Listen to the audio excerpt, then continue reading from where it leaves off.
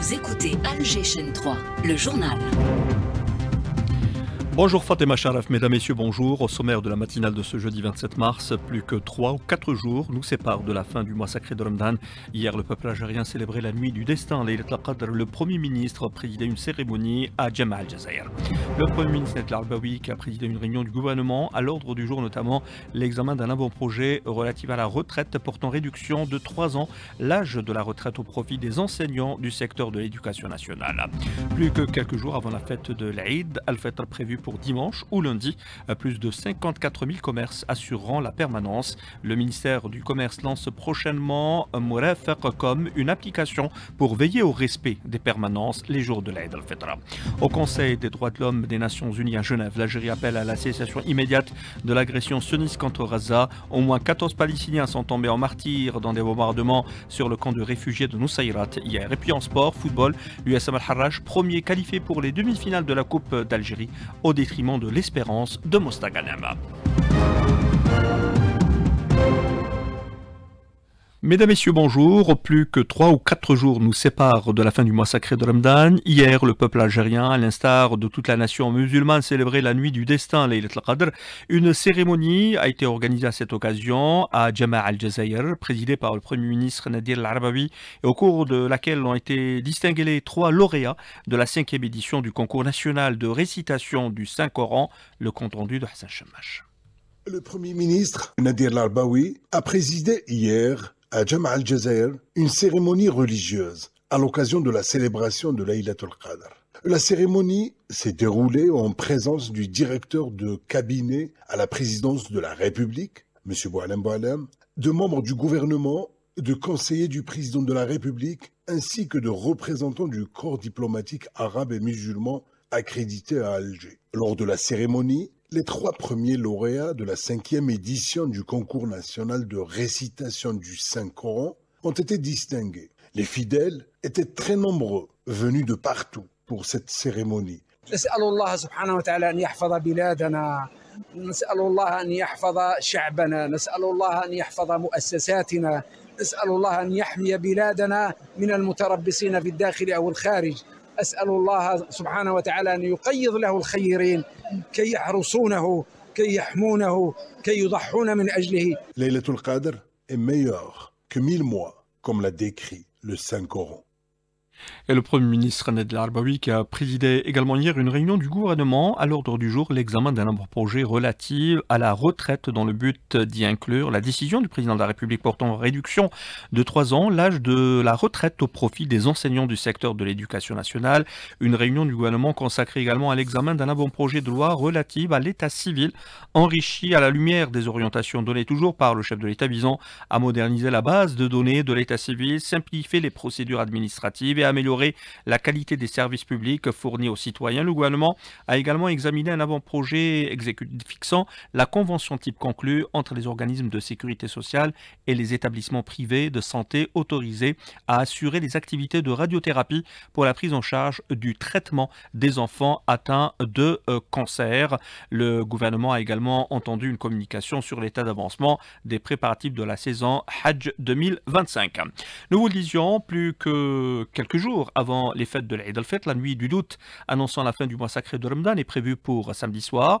Les services du ministère du Commerce intérieur et de régulation du marché national sont d'ores et déjà mobilisés en élaborant un programme de permanence à l'occasion des fêtes et à l'effet d'assurer aux citoyens un approvisionnement régulier en produits alimentaires et services de large consommation lors des 3 jours de fête Meïs Esmaïl.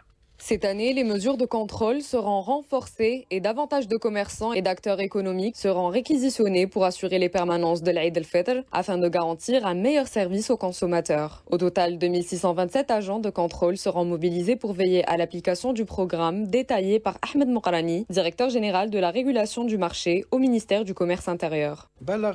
54 173 commerçants ont été réquisitionnés, dont 6 829 activants dans la boulangerie, 29 811 dans dans l'alimentation générale, 16 990 dans des activités diverses telles que les boucheries et les cafés, 543 unités de production dans des laiteries, des minoteries et des unités de production d'eau minérale. Le ministère du Commerce intérieur insiste sur l'importance de cette mobilisation pour assurer la continuité des services durant l'Aïd et rappelle aux opérateurs économiques leur obligation de reprendre leurs activités dès la fin des festivités.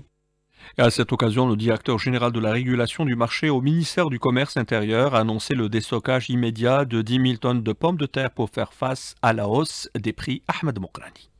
Nous avons initié avec le secteur de l'agriculture une opération de déstockage rapide en pommes de terre. Il y avait plus de 30 000 tonnes qui ont été stockées pour couvrir la consommation nationale durant la période de soudure qui est entre mars et avril. Première opération a été réalisée avec le déstockage de 10 000 tonnes. Nous allons déstocker progressivement en fonction de la demande du marché et en parallèle, on s'attend aussi à l'arrivage de grandes quantités à partir de la wilaya de Mostaganem. Nous espérons, Inch'Allah, dans quelques jours, le prix il sera considérablement réduit. Et puis le ministère du Commerce qui va lancer prochainement Mourafercom, une application pour veiller au respect des permanences des commerces les jours de l'Eid al-Fitr. Les détails avec Sami Allouna. Un outil numérique qui peut aider à localiser, selon le besoin, les commerçants à proximité, avec la possibilité de signaler ou de faire part de toute problématique rencontrée ou permanence non respectée les jours de Eid al-Fitr. Les citoyens sont ravis d'une telle initiative. Cette application est une bonne initiative. Les magasins ne sont pas toujours ouverts ou ne respectent pas complètement la permanence, mais avec cette application, on peut avoir plus de vision et on sait directement où aller. C'est pratique. Un service d'aide qui emploie principalement le smartphone et la fonctionnalité de localisation. L'objectif, trouver rapidement et avec précision les magasins concernés par la permanence. Yazid Aguedal, membre du conseil d'administration au sein du groupement algérien des acteurs du numérique. Ça permet d'offrir un nouveau service qui n'existait pas avant. Le service aide forcément à localiser les commerçants et tous les commerces qui sont en permanence pendant la période de l'Aïd. Tout ça va dépendre du degré du respect de ces commerces, de leur engagement de rester ouvert pendant la période de l'Aïd. Le ministère du Commerce poursuit sa modernisation en développant des systèmes d'information qui puissent contribuer à l'accélération de la numérisation du secteur du commerce, permettant une meilleure gestion de la donnée pour faciliter les opérations de contrôle et répondre au mieux aux besoins des citoyens. Et direction Mostaganem également dans cette édition. Le ministre des Finances, Abdelkrim Bouzred, s'est rendu hier à Mostaganem pour une visite de travail d'inspection. Il était accompagné du général-major Abdelhafid Bakhouch, directeur général des douanes, et du gouverneur de la Banque d'Algérie, Salahdin Talem. L'objectif de cette visite, évaluer les dispositifs mis en place pour l'accueil de la diaspora durant la saison estivale et examiner les préparatifs liés à la future mise en œuvre de l'augmentation de l'allocation touristique. Yamina Hamdoud est notre correspondante permanente sur place. Faciliter l'accueil des Algériens de l'étranger durant la saison estivale, c'est l'un des objectifs mis en avant par le ministre des Finances Abdelkrim Bouzred. Il souligne que la présence de la Banque centrale au point de passage permettra de simplifier la déclaration des devises et d'offrir une alternative sécurisée au marché informel. Abdelkrim Bouzred, ministre des Finances.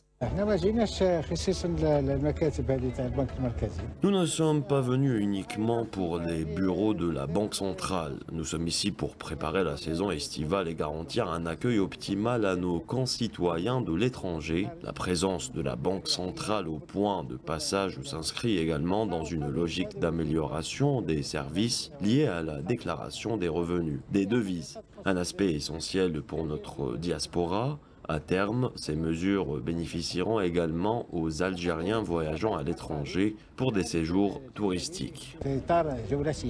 La délégation a également inspecté le port pour s'assurer du bon fonctionnement des infrastructures dédiées aux voyageurs. Dispositifs de contrôle, scanners de détection, services numériques, tout est passé en revue pour garantir un passage fluide et sécurisé. Le ministre des Finances a tenu à rappeler l'engagement du président de la République à répondre aux préoccupations des citoyens, qu'ils vivent en Algérie ou à l'étranger. De Mostaganem, Yamina Hamdoud pour Alger 3.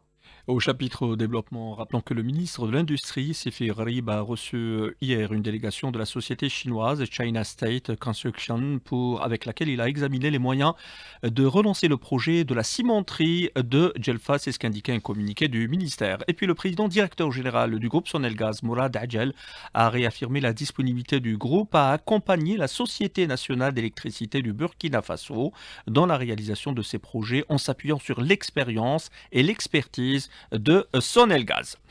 Au chapitre mémoriel, les députés des précédentes législatures, initiateurs de propositions sur la loi criminalisant la colonisation, ont été nommés membres honoraires de la commission spéciale chargée de son élaboration afin d'en tirer parti de leur expérience. C'est ce qu'indiquait un communiqué de l'Assemblée populaire nationale. Au volet mémoriel toujours, l'historien français Benjamin Stora a affirmé que des Algériens et des villages entiers ont été brûlés vifs au napalm par l'armée française durant la guerre de libération nationale. En 1991, j'ai réalisé un documentaire intitulé Les années algériennes. Des pilotes français avaient témoigné avoir utilisé en 1959 des armes chimiques contre des Algériens dans la région du Constantinois, indiqué Benjamin Stora dans un entretien accordé à la chaîne de télévision publique Canal Algérie. Un peuple qui lutte pour son indépendance, le peuple palestinien. Au Conseil des Nations des droits de l'homme des Nations Unies à Genève, l'Algérie appelle une nouvelle fois à la cessation immédiate de l'agression sioniste contre Gaza. Au moins 14 Palestiniens sont tombés en martyrs dans des bombardements hier sur le camp de réfugiés de Nusayrat. L'Office de secours et de travaux des Nations Unies pour les réfugiés palestiniens, UNRWA, a affirmé que l'occupation sioniste a rejeté toutes les tentatives d'acheminement d'aide humanitaire dans la bande de Gaza, en proie depuis plusieurs semaines à une famine sans précédent. Rien ne semble se dessiner à l'horizon pour les 2 millions de Gazaouis. Lias Targhini.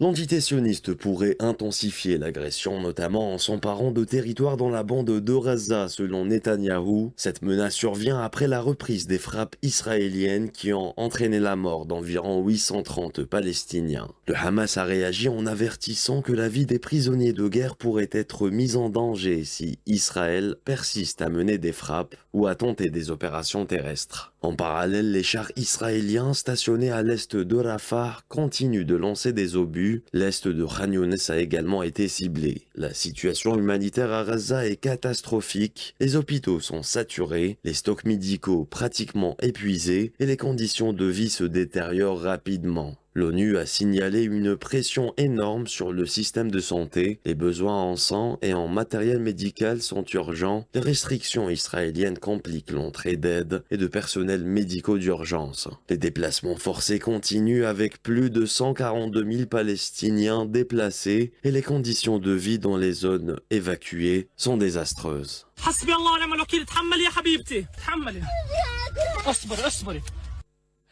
Palestine, transition toute faite pour parler d'un homme de théâtre militant des causes justes. Nous vous invitons ce matin à découvrir le parcours héroïque de Mohamed Boudia, homme de théâtre engagé pour la cause nationale, mais également pour la cause centrale qui est la cause palestinienne. Célébration aujourd'hui, je vous rappelle, de la journée mondiale du théâtre. Sida Ali Fares.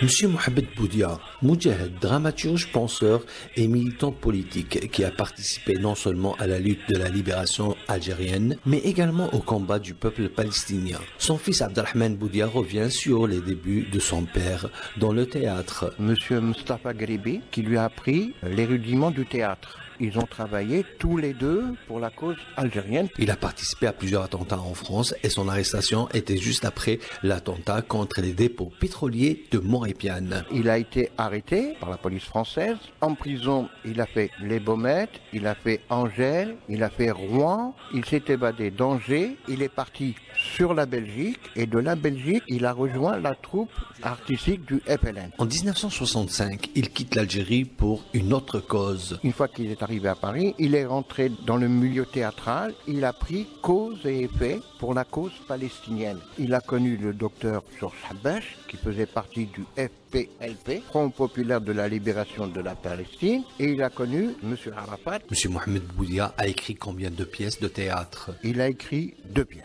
Il a écrit Naissance et il a écrit L'Olivier. M. Mohamed Boudia, le grand nationaliste et militant engagé dans toutes les causes justes, il a été assassiné par le Mossad le 28 juin 1973.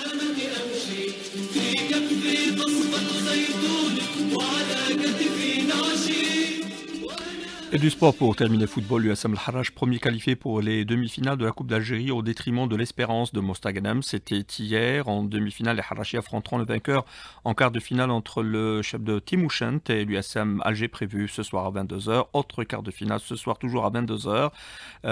Entente de Sétif, Mouloudia Club d'Al-Bayad. Voilà, c'était la dernière information de cette édition réalisée par Sida Ali Djilali. Dans quelques instants, les couleurs du ciel avec Fatima Charef. Très bonne écoute.